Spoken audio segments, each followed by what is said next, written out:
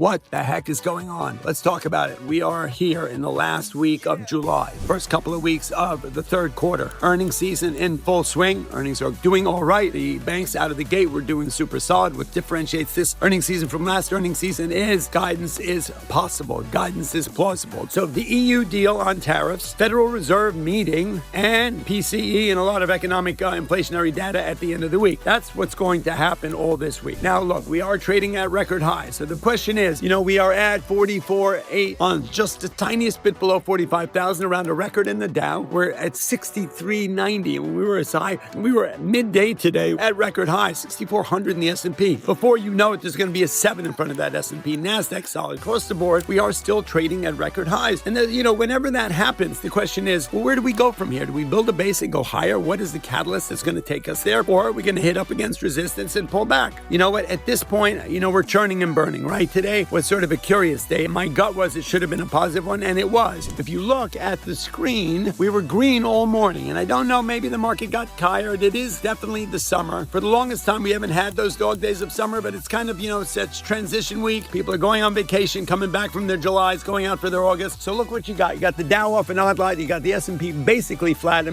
billion shares on the tape, 2-to-1 down volume here. You got Brent up, gold down, VIX flat. Not a lot on the surface.